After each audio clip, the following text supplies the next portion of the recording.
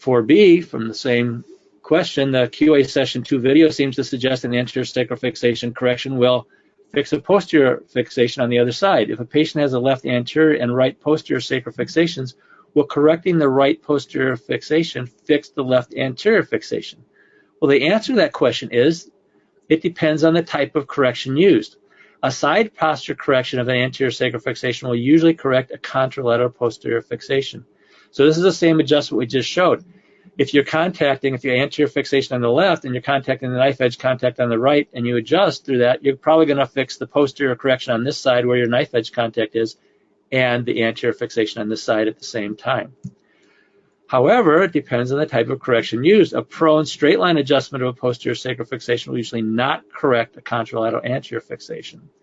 So if we do the sacral fix posterior adjustment, here's showing a posterior correction on, this would be on the left side. You just straight down, posterior fixation. It's not going to likely fix an anterior sacral fixation on the opposite side.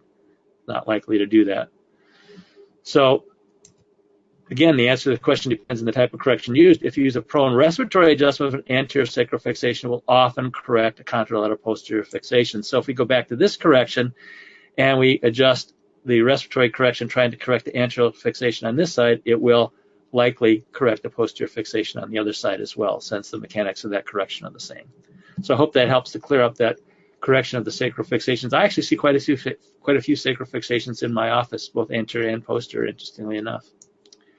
It's interesting to note that when Dr. Goodhart encountered a very large patient with a Category 2 pelvic subluxation, he determined the required side posture, a side posture adjustment. He would make his pelvic contact, the PSIS or the ischial tuberosity, with his elbow.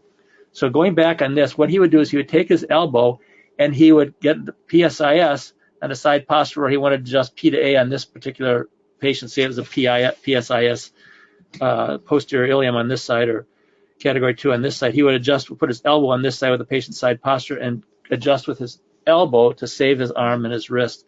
Same thing with ischial tuberosity. He would contact the ischial tuberosity with his elbow in the side posture and adjust with his elbow. And that would give him a little bit more of a leverage and not have to have him stretched out quite so far with these patients.